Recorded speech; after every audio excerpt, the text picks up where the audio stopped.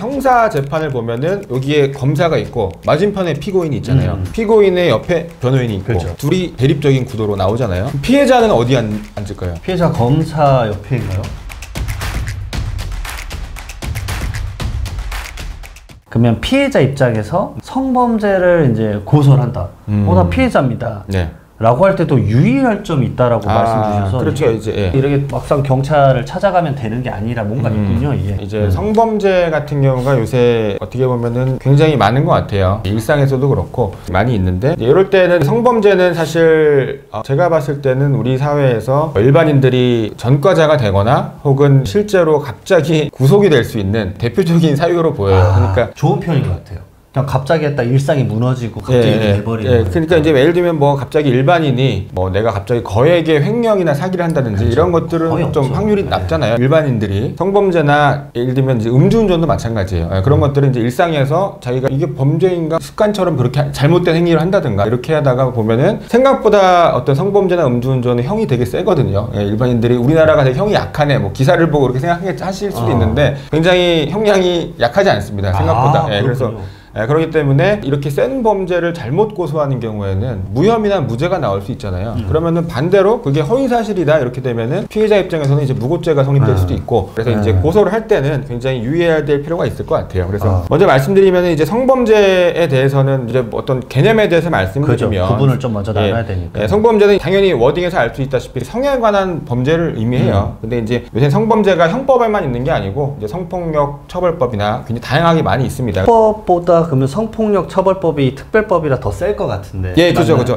사실 국민들 입장에서는 형법에 모든 범죄가 있는 게 가장 예측 가능하기 쉽긴 한데 성에 관한 범죄가 굉장히 복잡해요. 경우에 따라서는 경찰이나 검사도 헷갈릴 정도로 굉장히 복잡해요. 그렇기 때문에 그 카테고리가 다양한 법이 있기 때문에 크게 분류하면은 대표적으로 강제추행이 있고 그다음에 강간이 있고 그다음에 요새 흔히 있을 수 있는 카메라 등 이용 촬영, 사찰이라고 하죠. 그렇죠. 그런 게 있고 온라인에서 많이 있는 통매음 이렇게 이제 크게 보면 4가지로 분류할 수 있고 유의하셔야 될 점은 성희롱은 형사범죄가 아니에요. 성희롱은 이제 어떤 물리적인 접촉이 없잖아요. 말로만 하는 거니까. 그래서 이제 그건 이제 고소할 수 있는 범죄가 아니고 성희롱이란 개념은 이제 아까 말씀드린 형법이나 형사법에 있는 것이 아니고 남녀고용평등법이나 양성평등기본법 이런 법들에서 약간 노동법 쪽 개념이랑 그죠. 비슷한 느낌. 회사에서 이제 성희롱이 많이 있으니까 성추행이나 이런 것들이 아니어도 성희롱이 성립이 되면은 이제 사업주의 의무나 이런 것들을 이제 요법에서 규정하고 있는데 성희롱하고 성추행 차이는 그러면 접촉의 차이인가요? 그죠. 이제 성추행은 물리적인 유형력의 행사가 있어야 되는 거고 성희롱은 그렇지 않죠. 그러니까 이제 성희롱은 있을 때 경찰서에 고소할 것이 아니고 이제 요런 아까 말씀드린 남녀고용평등법 이런 데서 이제 해결을 해야 된다는 얘기입니다. 그렇구나. 그럼 범죄 발생하면 결국 본인이 이제 경찰에 신고를 하거나 고소장을 제출해야 되는 상황인가요? 그렇죠. 이제 일단 범죄가 발생하면 피해자 입장에서는 뭐 크게 2가지죠. 112에 바로 신고하든가 아니면은 바로 신고할 게 아니면은 이제 최대한 빨리 경찰에 고소장을 내든가 2가지죠. 저 이거 너무 궁금한 게 112에 전화하는 거랑 고소장을 쓰는 거랑 딱 들어보면 우선은 제가 봤을 때는 이게 더 뭔가 확실하게 준비된 개념으로 갈 것 같아요. 말 그대로 이제 뭐 박재현 변호사님처럼 변호사님들의 도움을 받아서 이걸 뭔가 제대로 처음에 스타트를 끊어야지 112 전화했다가 막 진술이 바뀌었네요 뭐 이러면은 오히려 자기한테 불리할 것 같다 이런 생각이 드는데 어떠세요? 간단하게 말씀드리면 이제 형사범죄가 개시할 수 있는 고소고발이 있고 그다음에 112 신고나 진정이 있어요. 근데 이제 고소고발 같은 경우는 이제 경찰에서 처리할 때 고소고발 사건으로 처리를 하고 112 신고나 진정서 이 2개는 인지사건입니다. 인지사건. 인지사건. 그렇기 때문에 사실 피해자 입장에서는 고소장을 쓰는 게 제일 확실합니다.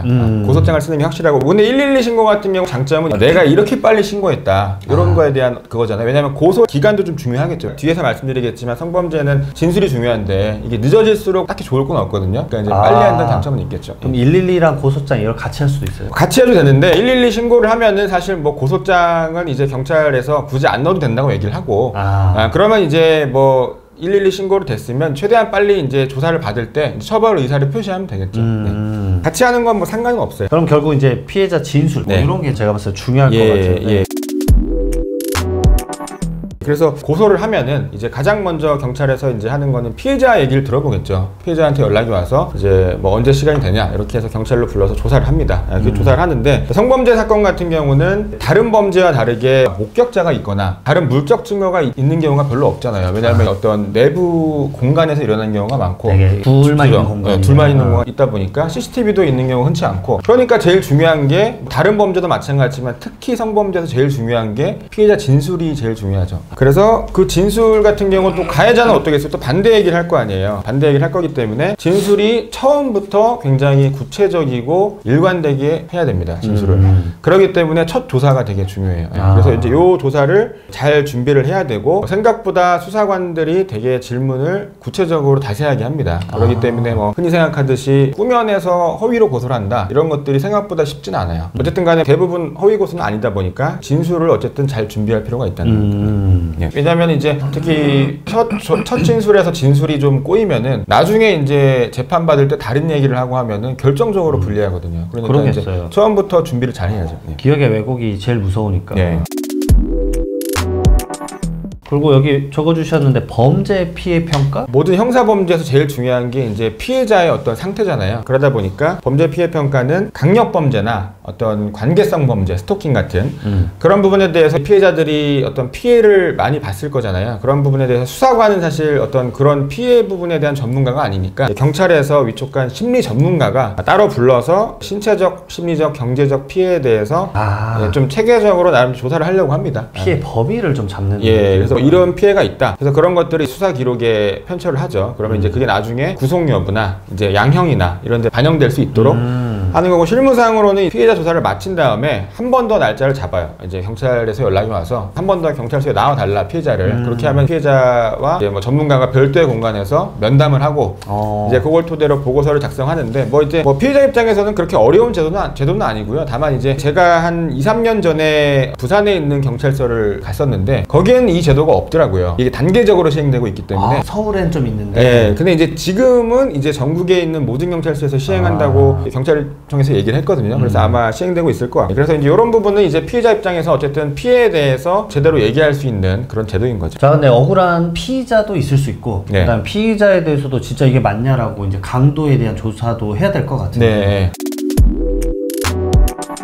이게 피해자 조사 끝나고 피의자 조사하는 거예요? 네, 그죠. 이제 먼저 피의자 조사를 들어봐야 되는 게 뭐 어쨌든 고소를 한 사람이니까 왜 고소했는지 들어보고 그 다음에 이제 피의자를 부르죠. 가해자를 불러서 조사를 하게 되는데 피의자 입장에서는 갑자기 전화가 오는 거죠. 경찰에 전화가 와서 나와달라. 이러면 깜짝 놀라겠죠. 어쨌든 피의자 입장에서는 보통 그럴 때는 고소장에 대해서 정보공개 청구를 하죠. 그렇죠. 왜냐하면 뭐라고 얘기를 했는지 봐야 되니까. 피의자 입장에서 고소장을 보고 이제 일정을 잡아서 이제 나가서 이제 조사를 받는 거죠. 그러면은 둘이 만나게 하는 경우는 거의 없겠죠. 사실 그걸 두려워하시니까. 네, 그죠. 이제 성범죄에서 피해자와 피의자가 마주치는 경우는 이제 없습니다. 거의 없다고 봐도 되고요. 왜냐하면 다른 사건에서는 당사자들끼리 진술이 다르면 대질 신문을 하거든요. 이제 수사관이 둘 다 불러서 한 명 물어보고 한 명 물어보고 이렇게 해요. 그러면 둘이 다 다르더라도 어쨌든 간에 만나서 얘기를 해보면 좀 정리가 되는 경우가 있으니까. 근데 이제 성범죄는 특성상 이제 피해자 입장에서 굉장히 좀 공포심을 느끼고 이런 경우가 있기 때문에 대질 신문을 하지 않습니다. 그래서 이제 둘이 말이 다르면 뭐 거짓말 탐지기는 할 수가 있죠. 거짓말 탐지기 조사도 뭐 상대방의 어떤 동의 여부를 물어서 하겠다고 하면은 진행을 하는 거죠. 근데 뭐 대질 신문을 해서 이렇게 얘기하는데 어떻게 생각하냐 이렇게 물어보고 그러진 않아요.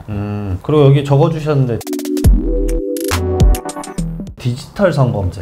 그러면 압수수색을 진짜 하죠. 그렇죠. 이제 디지털 성범죄 같은 경우는 이제 아까 말씀드린 대로 예전에 뭐 엠번방 사건 이런 건가요? 네, 그죠. 뭐 그거는 굉장히 심각한 사건이었고 디지털 사건 같은 경우는 요새는 또 이런 것들을 고소가 굉장히 많은 게 예를 들면은 내가 어떤 영업을 하는 과정에서 영업 목적으로 또 찍는 경우도 있잖아요. 홍보용으로 찍었다. 그런데 그거에 대해서 아까 말씀드린 그런 카메라 등 이용 촬영으로 고소하는 경우도 있어요. 성범죄로. 그래서 어쨌든 간에 그렇게 고소가 되면은 아까 말씀드린 대로 피해자 조사가 끝나고 피의자 조사를 하기 전에 압수수색을 하는 경우가 많습니다. 왜냐면은 디지털 범죄 특성상 증거 확보가 중요하잖아요. 휴대폰에 증거가 있으니까. 그래서 피의자 입장에서는 갑자기 경찰이 오는 거죠. 와서 압수수색을 해가죠.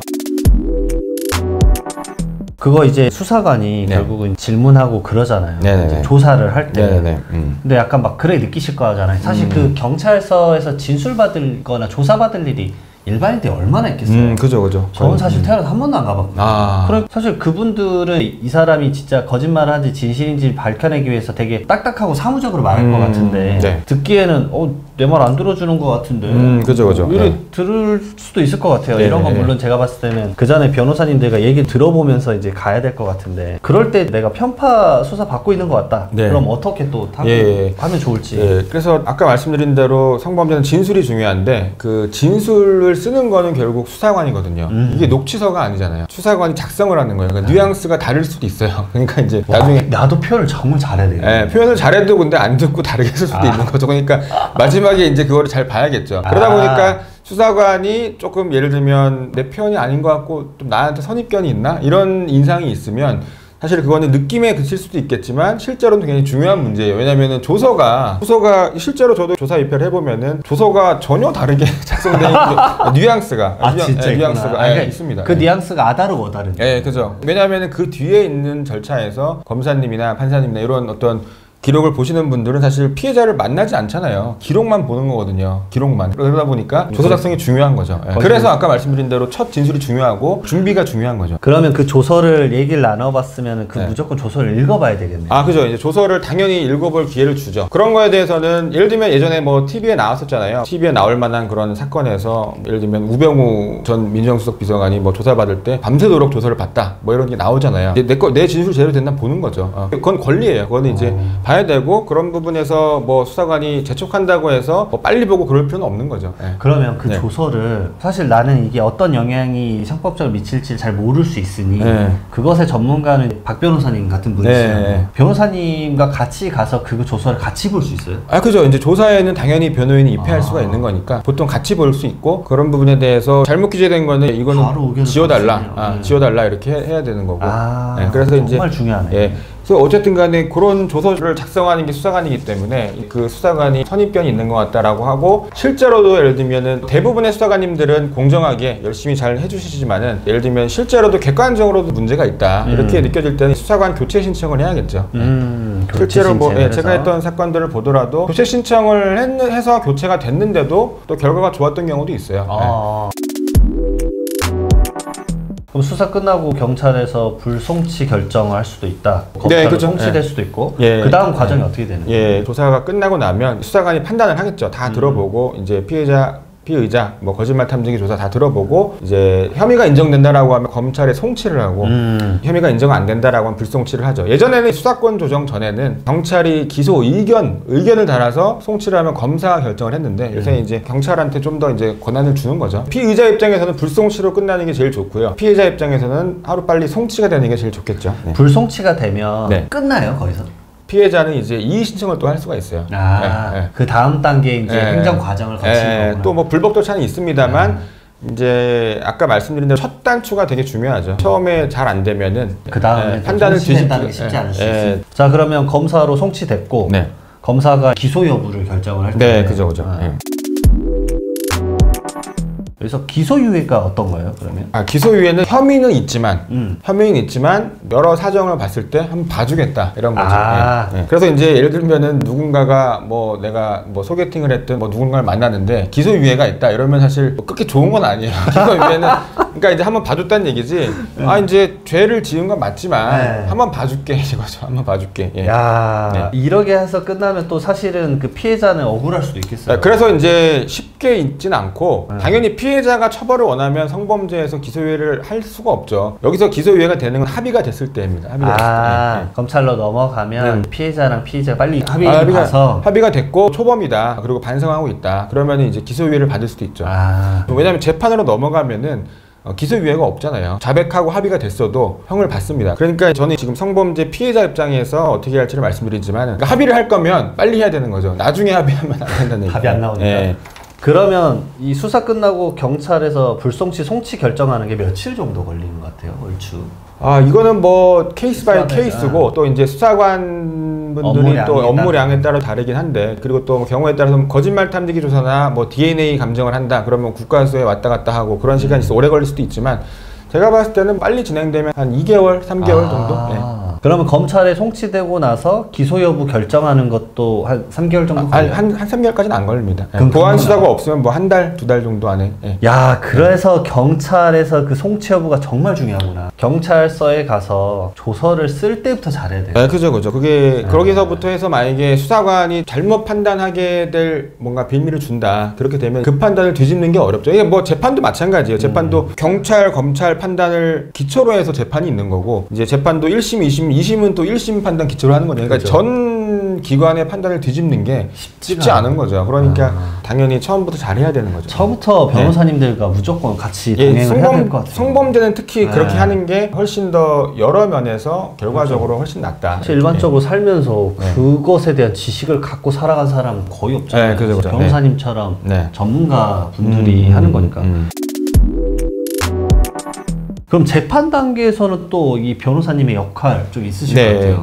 그래서 우리 형사사법 체제를 보면 이제 혹시 법정 드라마 보셨죠? 한 번씩 봤죠. 법정 드라마 보시면 이제 형사 재판을 보면은 여기에 검사가 있고 맞은편에 피고인이 있잖아요. 피고인의 옆에 변호인이 있고 그렇죠. 둘이 대립적인 구도로 나오잖아요. 피해자는 어디 앉을까요? 피해자 검사 옆에인가요? 아니요, 피해자는 자리가 없습니다. 피해자는 이제 재판의 당사자가 아니기 때문에 안 나가도 돼요. 증인신문 때만 나가면 되는데 이러한 어떤 시스템이 문제가 있다 이렇게 얘기하는 분들도 있는데, 왜냐면 그래서 증인신문 할 때 막 벌벌 떨면서 가는 그런 영화씬 나오잖아요. 그렇죠. 왜냐하면 실제로도 되게 증인신문이 살벌하기도 하고, 여기서 이제 피해자가 없는 이유는 우리 법 체계에서 검사를 공익의 대표자라고 얘기를 해요. 검찰청법상. 그게 이제 피해자를 대신해서 검사가 국가 형벌권을 행사하는 주체로서 있는 거기 때문에 피해자의 자리는 없는데, 이런 부분에 대해서 이제 요새는 이제 이런 부분에 대한 문제점을 좀 반영해서 피해자 변호사의 좌석이 법정에 있긴 합니다. 법원 규칙을 보면은 재판장의 맞은편, 예를 들면 재판장이 여기 있고 검사, 피고인 있고 이제 여기에 재판장 맞은편에 피해자 변호사가 앉을 수 있는 좌석이 있어요. 그렇기 때문에 피해자 변호사를 선임을 하게 되면 피해자 변호사가 어쨌든 법정에서 출석을 해서 발언을 할 수가 있는 거죠.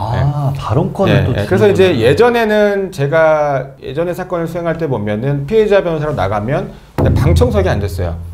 방청석에서 이렇게 좀 쭈뼛쭈뼛하고 그냥 자리가 없으니까 방청석에는 그냥 일반인도 다 볼 수 있어요. 그런데 요새는 이제 법정에 나가면 피해자 변호사도 그 안에 자리가 있습니다. 그렇게 되고 이제 기소가 되면 재판이 시작이 되잖아요. 그렇게 되면 이제 재판 절차에서 아까 말씀드린 피의자가 피고인이 되겠죠. 이제 피고인이 그때도 만약에 자백을 한다. 나 했다. 자백을 하면 이제 더 할 게 없겠죠. 금방 끝나는데 부인을 한다. 나는 뭐 인정하지 않는다 범죄를. 억울하다. 억울한 면이 있을 수도 있죠. 뭐 그렇게 하면은 피해자를 증인으로 부르죠.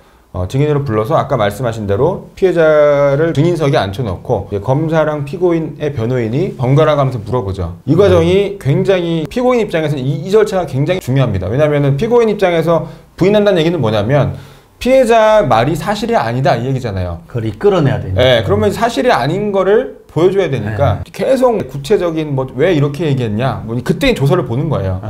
이쪽에서 조서를 보고 조서에서 이렇게 얘기했는데 지금 말한 거랑 다르지 않냐 이렇게 하고 이제 그거를 번갈아 가면서 하고 재판장님도 물어보시고 이렇게 해서 하기 때문에 이 절차를 준비를 잘 해야겠죠. 왜냐면 이때 법원에서 피해자를 처음으로 보는 거죠. 얼굴을. 물론 얘기하는 건 아니지만은 그때 피해자 진술 태도, 왜냐면 기록상에는 그런 게 안 나와 있으니까 진술 태도나 어떤 어조나 이런 것들도 다 현출이 되니까 이런 것들이 이제 피해자 입장에서는 증인신문을 잘 준비를 해야겠죠. 그럼 피해자 변호사님이 그런 것들을 다 어드바이스를 해줘야 되겠어요. 그죠. 증인신문 전에 뭐 어떤 부분에 대해서 어떻게 얘기를 하는 게 좋을지 이런 부분에 대해서 당연히 준비를 잘 해야죠.